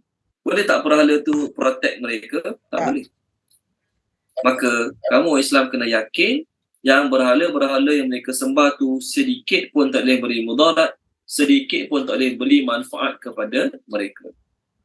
Orang musyrikin ni, mereka dah diterapkan sejak kecil lagi yang berhala itulah bagi makan, berhala itulah bagi rezeki, berhala itulah selamatkan mereka, berhala itulah bantu mereka. Ni orang musyrikin. Sebab tu bila Nabi SAW suruh tinggalkan berhala, pecahkan berhala, mereka tak boleh terima. Sebab apa? Mereka takut kalau berhala tu dipecahkan, berhala tu dirobohkan, nanti hidup mereka tak ada kebaikan macam sebelum ni. Mereka fikir mereka senang, mereka selesa, mereka aman sebab berhala-berhala tu lah. Bila Nabi suruh tinggalkan berhala, bukan suka berhala tu semata-mata suka berhala, tak. Buat apa suka batu? Mana ada orang suka batu bodoh-bodoh? Orang suka kat batu berhala tu sebab mereka yakinlah berhala tu lah buat mereka hidup sihat. Berhala tu lah buat mereka dapat rezeki lebih. Berhala tu lah buat mereka dapat anak-anak ramai. Berhala tu lah buat tanaman mereka subur, keluar hasil tiap-tiap tahun. Sebab tu mereka bila dapat hasil bagi kat berhala juga. Kalau kita dapat hasil, buat apa bagi kat batu? Buat apa bagi kat pokok? Baik bagi jiran-jiran. Baik bagi dekat anak-anak cucu yang tolong kita masa cucuk tanam. Okeylah juga. Mereka dapat rezeki, mereka bagi kat berhala-berhala. Kalau kita fikir apa salah bodoh sangat bagi kat berhala. Mereka bagi kat berhala sebab mereka yakin berhala-berhala tu terlibat dalam menyampaikan rezeki pada mereka. Surah apa ya? Surah Al-An'am. Puan Zanaria boleh baca Puan Zanaria? Boleh Ustaz. Ke tempat yang sama dengan Tu Haji Syahri? Tak, saya dekat tingkat lain. Okey. Baik. Rumah yang sama lah. Rumah yang sama, tingkat saya. Okey, baik saja je. Surah apa yang tadi? Surah apa? Al-An'am. Surat Al-An'am. Saya cakap pasal apa tadi Puan Zanaria? Sorry, saya lupa cakap pasal apa. tingkat mana? Bukan cakap mana. Apa saya cakap tadi? Tuan Safi cakap pasal apa sebelum tadi? Allahu Akbar. Tak berapa tangkap Ustaz. Okey, sorry. Silap. Saya cakap orang kafir dia dapat rezeki ternakan ke tanaman ke dia bagi juga pada berhala dia. Itu point saya tadi sorry. Okey, muka surat 145. Ayat 136. 145 ayat 136. Okey, sekejap. 145. Bismillahirrahmanirrahim. dan mereka menguntukkan dari hasil tanaman dan binatang-binatang ternak yang diciptakan oleh Allah itu sebahagian bagi Allah. Lalu mereka berkata, ini untuk Allah menurut anggapan mereka dan ini untuk berhala-berhala kami. Kemudian apa yang telah Cukup Puan Zainalia, cukup. Okey. Itu poin saya. Mereka telah memperuntukkan bagi Allah satu bahagian. Macam kita bayar zakat, okeylah kan? Dia kata ni untuk Allah. Kemudian mereka bagi lagi satu bahagian untuk berhala-berhala. Apa pasal nak bagi kat berhala? Apa pasal nak kena bagi berhala? Berhala tu bodoh, batu bodoh je. Mereka bagi juga pada batu-batu bodoh tu. Sebab bagi mereka, batu-batu itulah yang buat mereka murah rezeki. Yang buat hasil tanaman mereka meningkat. Yang buat ternakan mereka membiak dengan banyak. Sebab tu bagi juga kat berhala. Allah bagi juga, berhala bagi juga. Sebab mereka yakin berhala itulah yang bantu ternakan membiak dengan baik, tanaman mengembang dengan baik. Berhala itulah. Waktu bagi juga. Kalau kita buat kerja bodoh lah kan. Sebab kita yakin berhala tu tak terlibat. Bagi mereka berhala tu terlibat. Bagi mereka berhala tu terlibat sekali. Maka Allah pesan pada orang Islam dalam ayat kita sekarang. Allah pesan pada Nabi, kamu jangan ada rasa sikit pun keraguan terhadap sembahan-sembahan orang kafir. Maksudnya, orang Islam jangan ragu-ragu, jangan syak wasangka. Orang Islam tak boleh ada perasaan zon. Orang Islam kena ada perasaan yakin 100% berhala-berhala sembahan orang kafir tak boleh beri manfaat, tak boleh beri mudarat. Tak boleh beri manfaat, tak boleh beri mudarat. Bagi orang kafir lah ni, mereka fikir kalau mereka tekun sembah berhala tu boleh beri manfaat bagi mereka. Mereka lebih. Nasib baik untuk mereka lebih. Kalau mereka malas ke, culas ke sembah berhala tu akan mudaratkan mereka. Tengok muka surat 210. 210. Tolong terjemahkan dia. Semua dah terjemah saya rasa. Wan Norazila dah sampai rumah ke? Sorry ya, Wan Norazila. Kalau ikut mesej. Ya Ustaz, baru sampai. Baru buka Al-Quran. Okey. Hujan-hujan ni. Boleh. 210 ayat 18. Muka surat 210. Ya, ayat 18. 210. Sekejap. Ayat 18. 210 ayat 18. Ya. A'udzubillahiminasyaitonirrajim. Mereka menyembah selain daripada Allah sesuatu yang tidak dapat mendatangkan mudarat kepada mereka dan tidak dapat mendatangkan manfaat kepada mereka, serta mereka pula berkata, mereka yang kami sembah itu ialah pemberi-pemberi syafaat kepada kami di sisi Allah. Katakanlah, wahai Muhammad, adakah kamu hendak memberitahu kepada Allah akan apa yang tidak diketahuinya sama ada di langit dan di bumi, padahal Allah mengetahui segala-galanya. Maha suci Allah dan maha tinggi daripada apa yang mereka sekutukan. Okay, terima kasih Puan Norazila. Sama. Ayat ini ada dua part. Part pertama je kita nak bincang. Part kedua tu nanti kita bincang kemudian. Allah kata mereka menyembah selain Allah yang tak boleh beri mudarat, tak boleh beri manfaat. Tu kita faham, tu kita yakin. Tapi bagi mereka tak. Bagi mereka, kalau sembah berhala-berhala tu dapat manfaat. Kalau tak sembah, datanglah mudarat, datanglah nasib-nasib tak baik. Datanglah nasib-nasib yang merugikan mereka. Sebab tu, bila Nabi bawa satu ajaran, suruh tinggalkan berhala, mereka tak sanggup tinggal sebab apa? Takut hidup susah. Kalau Nabi sekadar bawa ajaran, jangan zina, jangan judi, jangan minum arak, jangan mencuri, okay fine, mereka boleh terima. Itu nasihat untuk kebaikan. Tapi bila Nabi datang bawa ajaran, jangan sembah berhala. Mana boleh? Mana boleh? Berhala tu lah bagi rezeki kita sebelum ni. Kita senang dapat rumah, dapat kereta, dapat tu sebab berhala tu lah. Tiba-tiba datang Nabi semua ikut ajaran dia, tinggalkan berhala. Tak boleh. Sebab bagi mereka, berhala tu akan beri mudarat kalau mereka tinggalkan, dan berhala tu akan beri manfaat kalau mereka istiqamah menyembahnya. Orang Islam tak boleh ada sikit pun ragu-ragu terhadap berhala mereka. Apa maksud dia? Orang Islam kena yakin 100% berhala mereka tak boleh beri mudarat langsung, tak boleh beri manfaat langsung. Allah suruh Nabi tanya. Ni soalan maut ni. Soalan padu je pada orang kafir. Orang kafir dia sembah berhala, dia kata apa? Nanti Kalau berlaku kiamat menurut sangkaan kamu, berhala-berhala inilah akan beri syafaat pada kami di sisi Allah. Allah mungkin tak maafkan kami, tapi berhala-berhala ni tolong backup kami di sisi Allah. Maka Allah suruh Nabi tanya, adakah kamu nak beritahu Allah tentang sekutu-sekutu yang dia ada? Mereka anggap berhala-berhala itu sekutu-sekutu Allah kan. Dia sama ada dua je. Sama ada Allah memang tak ada sekutu langsung, sebab tu Allah tak pernah beritahu dalam Taurat ke, dalam Injil ke, dalam Zabur ke, Allah tak pernah beritahu pun yang dia ada sekutu, ada partner. Sama ada yang tu. Ataupun kemungkinan kedua, Allah ada partner, Allah ada sekutu, Allah ada Tuhan lain selain dia. Allah ada Tuhan lain lagi selain diri dia. Cuma Allah tak tahu. Jadi kalau Allah tak tahu, kalau kemungkinan kedua, Allah ada berhala, Allah ada sekutu, Allah ada partner, cuma Allah tak tahu. Jadi boleh tak kamu tolong beritahu Allah apa yang dia tak tahu? Faham tak ayat ni? Allah nak sindir mereka. Ada dua kemungkinan. Kemungkinan pertama yang orang Islam duk sampaikan lah, yang Nabi duk sampaikan. Allah Maha Esa, Allah tak ada sekutu. Allah tak pernah ada sekutu dan tidak akan mengadakan sekutu bagi diri Allah. Itu kemungkinan yang pertama.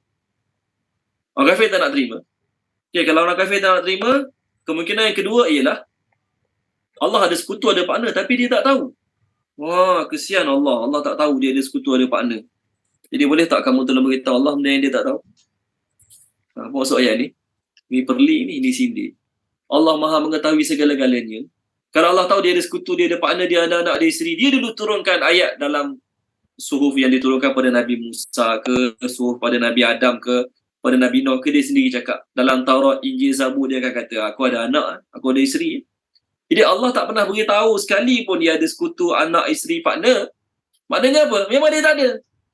Kamu je pandai-pandai boleh tahu Allah ada partner, ada sekutu, ada Tuhan yang lain. Kamu tahu celah mana tak tahu? Jadi kalau kamu tahu ada, Allah tak pernah beritahu dia ada, maknanya apa dia? Allah tak tahu, kamu lagi tahu pada Allah. Jadi boleh tak kamu tolong beritahu Allah apa yang Allah tak tahu? Tak mungkin Allah tak tahu. Maknanya apa? Maknanya mereka hanya mereka-reka mengada-adakan sesuatu yang langsung tidak ada sandaran. Okey, baik. Lepas tu dalam agama Islam ni, orang Islam kena percaya 100% Allah sahaja Maha berkuasa. Selain Allah tidak boleh beri mudarat, tidak boleh beri manfaat. Segala mudarat, segala manfaat yang berlaku adalah dengan izin Allah. Tidak ada kaitan dengan berhala-berhala tersebut. Nabi Ibrahim, masa kaum dia warning dia lah. Kalau kamu tak sembah berhala, kalau kamu tak nak sembah macam mana kami sembah, apa berlaku? Ammar, tolong baca boleh Ammar. Ya Ammar. Saya baca 137. 137. Ya. Ayat 80. 79 dan 80. Ini kata-kata Nabi Ibrahim pada kaum dia. Ayat 80 79 dan 80. 79 80. Ya. Bismillahirrahmanirrahim. Sesungguhnya aku hadapkan muka dan diriku kepada Allah yang menciptakan langit dan bumi, sedang aku tetap di atas dasar tauhid dan bukanlah aku daripada orang yang menyekutukan Allah dengan sesuatu yang lain. Dan ia dibantah oleh kaumnya. Ia pun berkata, "Adakah kamu membantahku mengenai Allah, padahal sesungguhnya dia telah memberiku hidayat petunjuk kepadaku. Dan aku pula tidak takut akan sebarang bahaya dari apa yang kamu sekutukan dengan Allah. Kecuali Tuhanku menghendaki sesuatu daripada bahaya itu, sesungguhnya pengetahuan Tuhanku meliputi tiap-tiap sesuatu. Tidakkah kamu mahu insaf mengambil pelajaran?" Okay, satu ayat lagi, 81 Amal, 81. 81 ya, kejap. Orang-orang yang beriman dan tidak mencampur adukkan iman mereka dengan kezaliman, yakni syirik, mereka itulah orang-orang 81. Tu 80. Alamak, ya.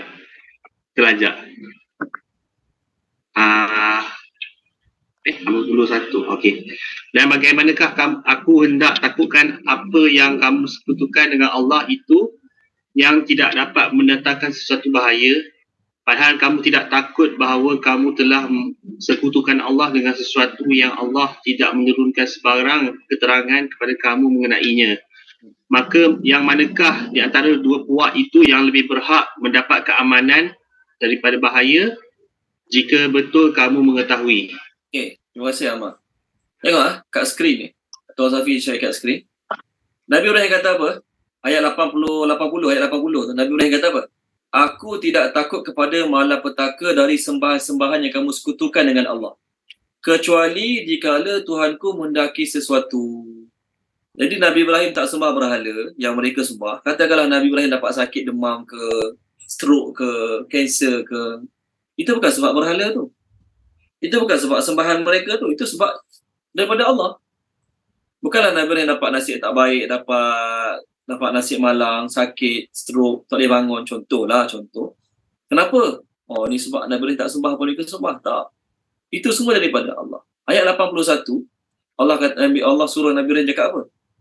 Patutkah aku takut pada berhala-berhala kamu yang kalau ikut rekod, tak pernah lagi kita nampak, kita tengok rekod dia memudaratkan orang tu, memudaratkan dia, tak pernah. Ada 2 orang gangster kat kampung kita. Gangster pertama ni contohlah, gangster pertama ni dia claim dia, saya gangster. Tapi satu orang pun dia tak pernah pukul, tak pernah sepak terajang, tak pernah cederakan. Seorang lagi memang dah 16 kali keluar masuk penjara. Contohlah ni. Sebab ada je orang dia pukul, sepak, terajang, masuk hospital, mati pun ada. Contoh, ni sekadar contoh.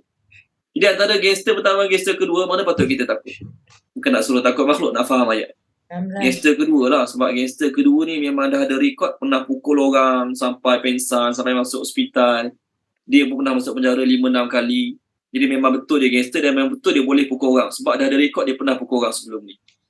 Gangster pertama sekadar claim kat mulut, saya gangster. Tapi tak pernah buat apa langsung. Sekadar beri ancaman je, aku pukul nanti kang, aku sepak nanti kang. Tapi tak pernah sekali pun pukul sepak orang. Jadi kita kata apa? Dia tu hanya gangster mulut. Dari segi action tak ada langsung. Tapi gangster kedua memang betul. Dia cakap nak sepak, dia sepak sungguh. Dia cakap nak tumbuk, dia tumbuk sungguh. Dia kata nak pukul, dia pukul sungguh. Jadi antara 2 gangster ni contoh. Mana paling kita takut? Yang dah ada rekod, pernah pukul orang, pernah cederakan orang. Okey. Baik, sekarang ni orang kafir fikir Tuhan-Tuhan mereka sembah itulah Tuhan yang beri mudarat kalau tak sembah. Nabi Ibrahim sembah Allah macam kita sembah Allah. Antara Allah dan berhala-berhala yang kafir sembah, kalau ikut rekod, siapa yang pernah membinasakan manusia-manusia sebelum ni? Allah. Kaum Nuh, kaum Ad, kaum Samud, kaum Nabi Saleh, kaum Nabi Syuaib. Siapa yang binasakan kaum-kaum tu sampai habis 100%? Allah. Berhala? Berapa banyak kaum yang berhala tu telah binasakan? Berapa banyak umat-umat yang berhala telah matikan? Tak ada langsung pun satu rekod. Tapi sebab tu Nabi Ibrahim kata kat sini, bagaimana patut aku takut dengan berhala kamu yang tak pernah ada rekod sekali pun pernah memudaratkan mana-mana kaum?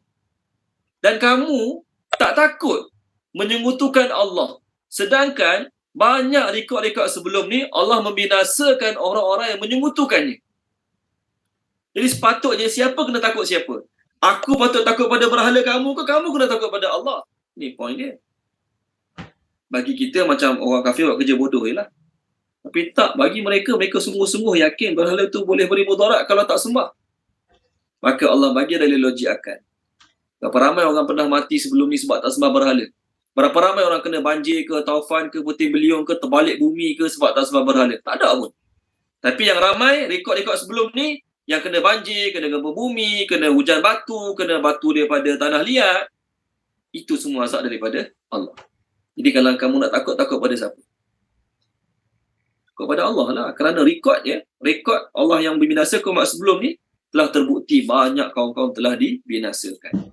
Okey? Sebab kita lahir Islam, kita lahir itu kita beriman pada Allah yang Maha Satu, yang Maha Esa, Maha Perkasa. Jadi kita, alhamdulillah, kita sikit pun tak pernah terfikir yang berhala tu boleh beri mudarat, boleh beri manfaat. Tapi orang kafir, mereka lahir kecil-kecil lagi mak dia beritahu. Mak dia beritahu, inilah Tuhan yang bagi kita hidup senang. Inilah Tuhan yang protect kita. Inilah Tuhan yang jaga tanaman-tanaman kita. Jadi anak dia pun tahu, oh inilah Tuhan kami. Okey? Daripada kecil dah dapat keyakinan tu sampai besar, sampai ketua, duk yakin benda sama. Ada masa pergi kuil, tak ada masa bawa patung kecil-kecil buat dalam kereta. Kat rumah ada patung dia, kat kuil, kat kereta ada patung dia, kat kuil lagi banyak patung-patung dia. Sebab mereka yakinlah patung-patung tu yang boleh beri manfaat kepada mereka. Orang Islam, Allah kata jangan ada sedikit pun keraguan tentang batilnya apa yang mereka sembah tersebut. Okey, ayat 110. Wa dan laqad demi sesungguhnya ataina kami telah berikan Musa kepada Nabi Musa Alkitab, Taurat lah kat sini. Alkitab maksudnya Taurat. Falalu ukhtulifa telah diperselisihkan. Ukhtulifa terjemah dia telah diperselisihkan. Fihi padanya, pada Taurat. Fihi padanya, pada Taurat. Maksud diperselisihkan pada Taurat, ada terima, ada yang nak beramal, ada tak nak beramal. Wa dan laula, kalaulah tidak kerana. Laula, kalaulah tidak kerana. Okey. Kalimatun, ketetapan. Kalimatun, ketetapan. Sabaqat, yang telah mendahului. Sabaqat, yang telah mendahului. Min, daripada. Rabbika, Tuhanmu. Rabbika, Tuhanmu. La nescaya. Qudiya, telah selesailah. Qudiya, telah selesailah. Dan mereka tulis hukuman. Keputusan. Telah selesailah hukuman keputusan bainahum, di antara mereka. Bainahum, di antara mereka. Wa dan innahum, sesungguhnya mereka. Okey, baik. Mereka ni siapa? Orang musyrikin Mekah. Mereka ni orang musyrikin Mekah. Bukan orang-orang zaman Nabi Musa, bukan. La, benar-benar. Fi, dalam. Syakin, keraguan. Syakin, keraguan. Minhu, terhadapnya, terhadap Al-Quran. Minhu, terhadapnya, terhadap Al-Quran. Muribin, yang menggelisahkan. Muribin, yang merisaukan, menggelisahkan. Itu terjemah boleh belaka lah tu. Okey. Tolong terjemahkan dia. Okay, saya rasa semua dah terjemah. Tolong terjemahkan dia, Puan Izzawani.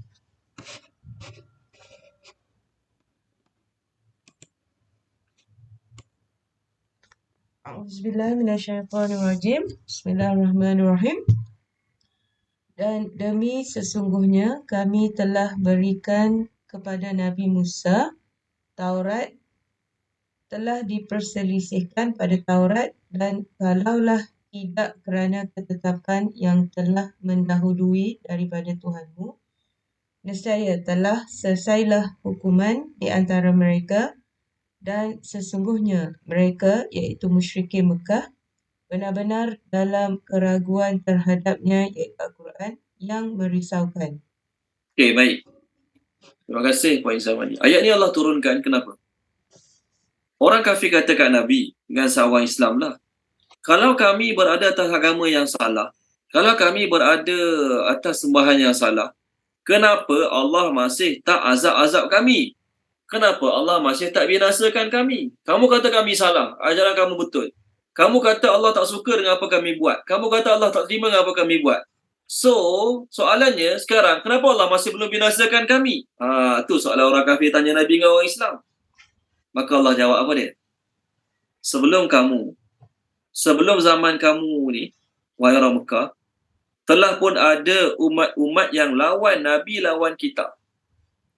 Telah pun ada umat-umat yang lawan Nabi, lawan kita. Iaitu umat Nabi Musa AS yang lawan Nabi Musa setelah mereka dapat Taurat. Jadi bukan kamu saja yang lawan Nabi Musa, bukan kamu saja yang menentang kitab Allah, bukan kamu saja yang menentang Rasul. Zaman Nabi Musa, mereka juga dah melawan Nabi Musa dan mereka menentang kitab Taurat. Adakah bermakna mereka menentang kitab Taurat tu mereka aku redha sebab aku tak azab mereka? Baik. Ulama-ulama tafsir mengatakan umat yang Allah binasakan secara keseluruhan, okey, kerana menentang para nabi adalah umat yang terakhir adalah Fir'aun dan orang-orang Qibti. Maksudnya Allah binasakan mereka ramai-ramai sekaligus. Fir'aun dan Qibti.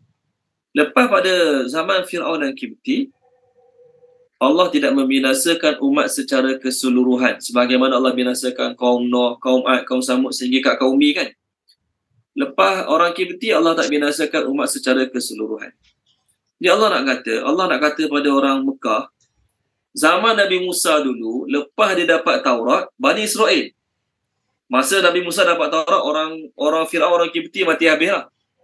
Masa Nabi Musa dapat Taurat, orang-orang Yahudi yang sebangsa dengan Nabi Musa, yang beriman dengan Nabi Musa, mereka tetap berselisih pendapat.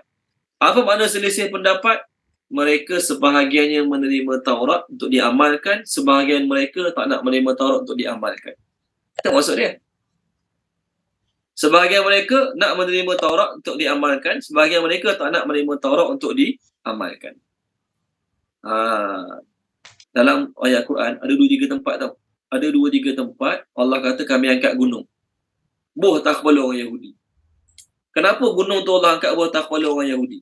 2 tempat lah yang saya ingat. Sebenarnya 3. Surah Baqarah.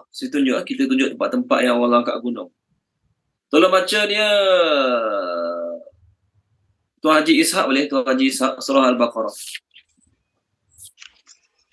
Wa idh akhadna mitsaqakum wa rafa'na fawqakumut tur khudhu ma atainakum biquwwatin. Okey, muka surat 10 ayat 63 dan 64. 63 dan 64. Dan ingatlah ketika kami mengambil janji kamu dan kami angkat gunung Sinai di atasmu, seraya berfirman, pegang teguhlah apa yang telah kami berikan kepadamu dan ingatlah apa yang ada di dalamnya agar kamu bertakwa. Okay. Kemudian setelah itu kamu berpaling. Maka sekiranya bukan kerana karunia Allah dan rahmatnya kepadamu, pasti kamu termasuk orang yang rugi. Okey. Satu ayat. Satu tempat. Kenapa Allah angkat gunung buat kepala mereka? Sebab bila Nabi Musa bawa Taurat kepada mereka, Yahudi ni lah, mereka tengok isi-isi Taurat tu tak kena dengan selera mereka. Maka mereka enggan menerima. Tak nak beramal, tak nak ikut. Orang Yahudi punya perangai. Lalu Allah suruh nak malaikat angkat gunung Tur Sina buat atas kepala mereka.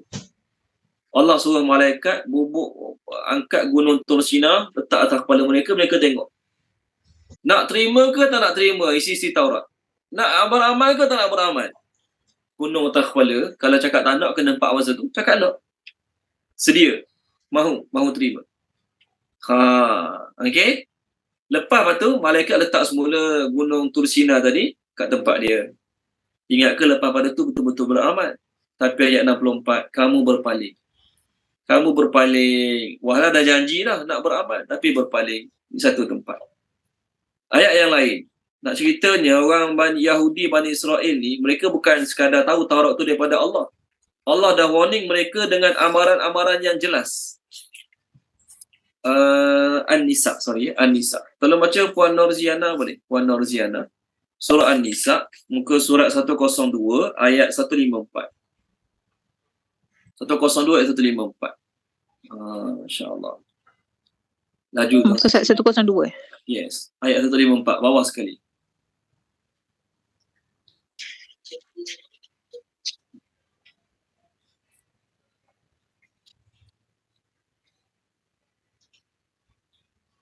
Muka surat 102 ya? 102 ayat 154. Page 102 ayat 154. Bismillahirrahmanirrahim. Dan kami angkat gunung Sinai di atas mereka untuk menguatkan perjanjian mereka. Dan kami perintahkan kepada mereka, masukilah pintu gerbang Baitul Maqdis itu sambil bersujud. Dan kami perintahkan kepada mereka, jangan kamu melanggar peraturan mengenai hari Sabat. Dan kami telah mengambil daripada mereka perjanjian yang kukuh. Okey. Terima kasih Puan Norziana. Ni semua perangai-perangai Yahudi. Mereka tak nak terima Taurat, Allah angkat. Allah betul-betul angkat. Real, secara zahir. Bukan ni kita kata ni ayat-ayat kiasan, tak. Memang betul-betul berlaku. Bukit Tur Sina Allah angkat buah atas kepala. Nak terima ke tak nak Taurat? Mereka janji nak terima Taurat. Lalu gunung Tur Sina tu Allah letak balik kat tempat dia. Allah angkat gunung Tur Sina tu betul-betul real angkat sampai gunung tu menaungi mereka. Gunung tu membentuk bayang-bayangan yang menaungi mereka. Puan Asmah tolong baca 173 ayat atas sekali. 173 ayat atas sekali. Boleh Puan Asmah. Ni Bani Israel.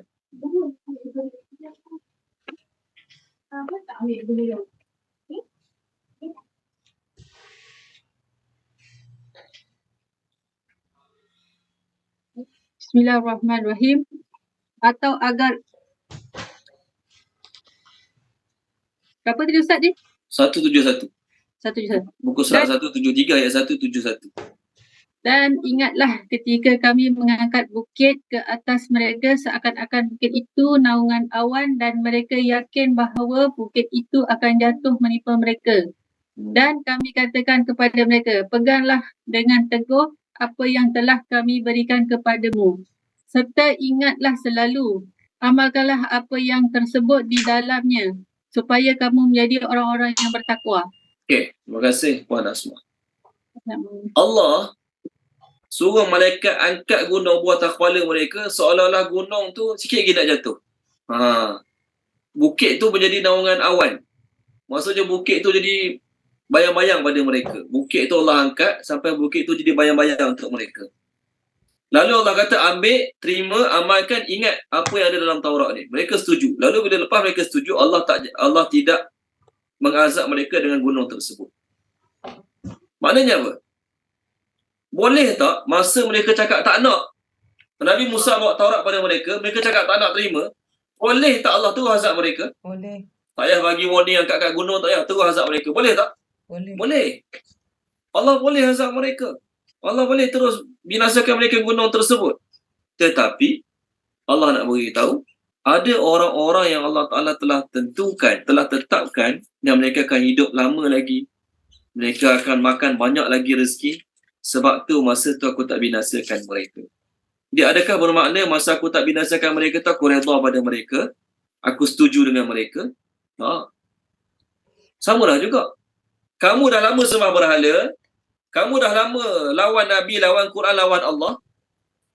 Aku tak azab-azab kamu. Adakah itu bermakna aku redha dengan perbuatan kamu? Kamu boleh jadikan alasan, Allah tak marah kita sembah berhala sebab kita dah lama sembah berhala. Okey tidak kita? Allah nak beritahu, dulu ada orang Yahudi buat aku marah.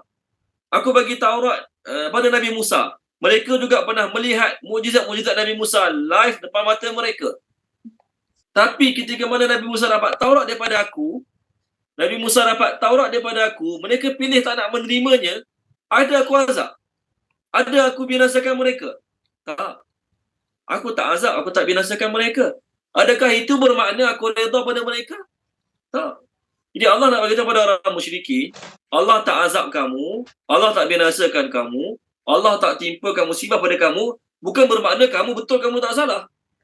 Sebab zaman dulu ada juga umat yang bersalah, tapi aku tak azab-azab.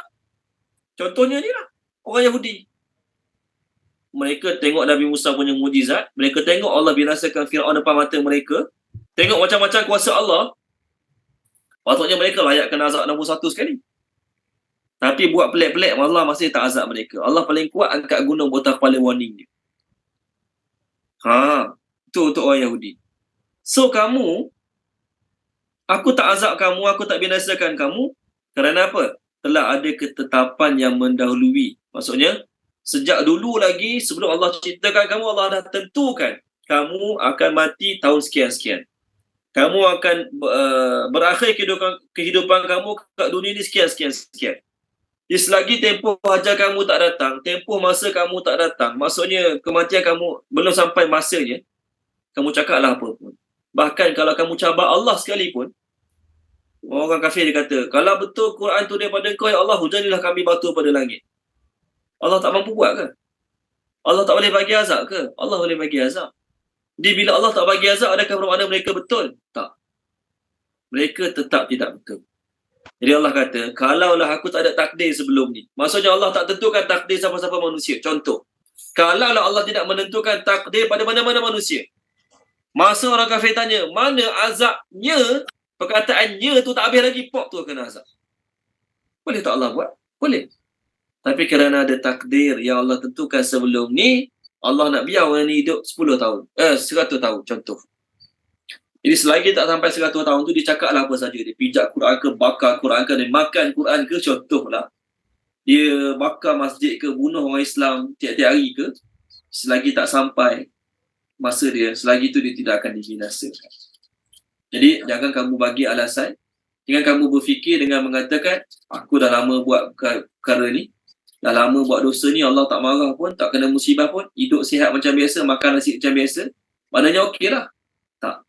Allah belum bagi musibah, Allah belum bagi mudarat, Allah belum bagi sakit, bencana pada kamu, bukan bermakna Allah sedang redha pada kamu. Tak. Sebab sebelum zaman kamu ni, ada umat yang aku tak redha, aku terus binasakan.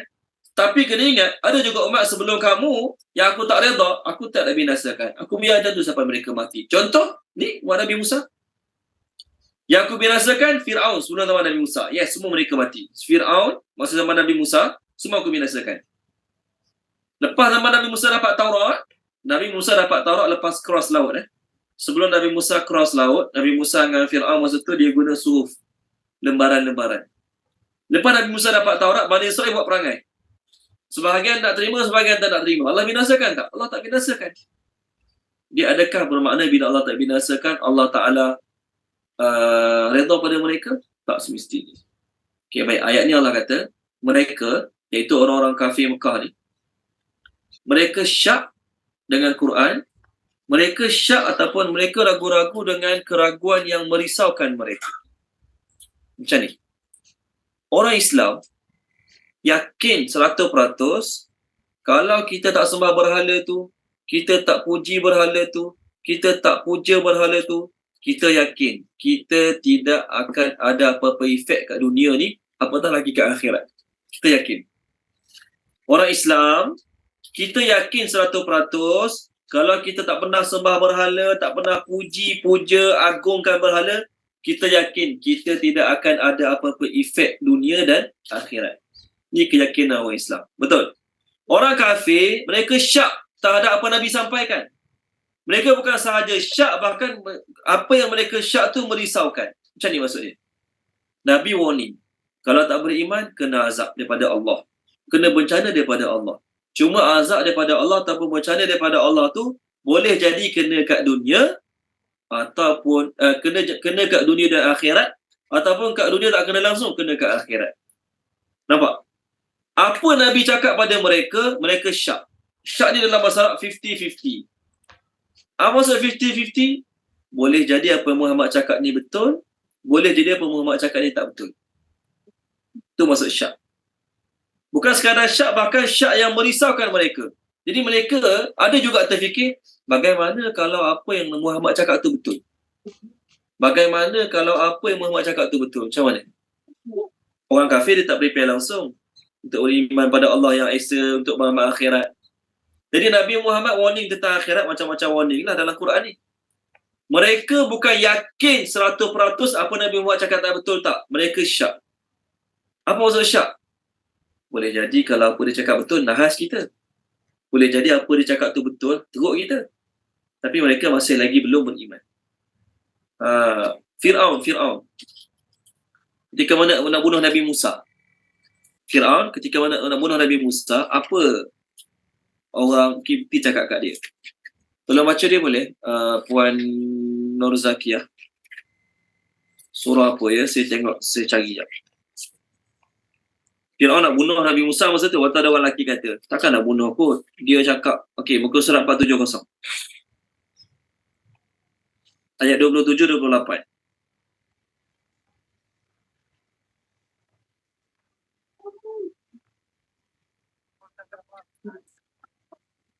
Boleh Puan Nur Zakiyah? Ke tak ada Puan Nur Zakiyah? Puan Nur Zakiyah tak ada. Puan Ira, terjemahkan Puan Ira. Page 470 ayat 28. 470 ayat 28.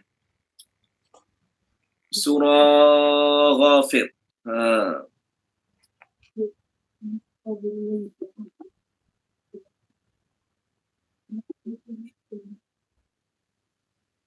Dan seorang yang beriman di antara keluarga Fir'aun yang menyembunyikan imannya berkata, apakah kamu akan membunuh seseorang kerana dia berkata, Tuhanku adalah Allah, padahal sungguh dia telah datang kepadamu dengan membawa bukti-bukti yang nyata dari Tuhanmu.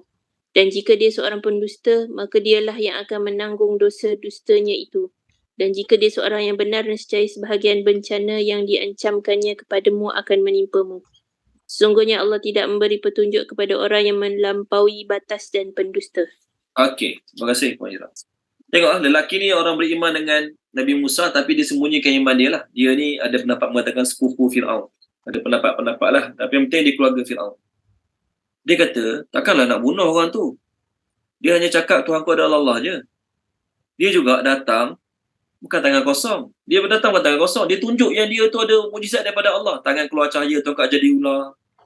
Macam ni lah. Kalau dia kaki tipu, dia kelentong punya orang, nescaya kesan penipuan dia tu akan dapat kat dia balik. Penipu-penipu ni tak lama. Dia tipu orang seronok. Nanti nasib yang baik lah. Nasib yang malang akan tipu diri dia sendiri. So kalau dia Nabi yang tipu, palsu, mereka-reka cerita, kita buat bodoh je, nanti dia senyap sendiri lah. Tapi macam mana kalau dia Nabi yang betul? Macam mana kalau dia Nabi yang betul? Kalau dia Nabi yang betul, apa dia warning, apa dia cakap, pasti akan berlaku. Apa dia dah warning kita? Banyak benda dia warning kita. Banyak benda dia warning kita. Kalau tak berlaku 100%, berlaku 50% daripada kita pun dah mudarat. Maka Fir'aun tak jadi nak bunuh Nabi Musa. Fir'aun tak jadi nak bunuh Nabi Musa AS. Kenapa? Takut-takut apa dia warning tu betul, apa dia cakap tu betul, kena sungguh kat kita macam mana. Tengok ni Nabi Musa, Fir'aun dengan Nabi Musa AS. Nabi Musa yakin Fir'aun sekota-kota pendusta, menipu. Tapi Fir'aun, bila orang ni cakap kat dia, takut-takut sebahagian apa Nabi Musa tu cakap tertimpa pada kamu, macam mana? Dia tak jadi bunuh Nabi Musa. So apa saya nak sampaikan kat sini? Orang musyrikin Mekah, mulut kata Nabi tipu, Nabi tukang sihir, Nabi pendusta. Orang musyrikin Mekah. Tetapi, mulut dia tipu, kata Nabi penipu, pembohong, pendusta. Okey? Tapi bila Nabi memberi ancaman kepada mereka, bila Nabi SAW memberi ancaman kepada mereka, mereka takut. Kata Nabi menipu. Tapi bila Nabi SAW memberi ancaman pada mereka tentang akhirat, mereka tak pasti.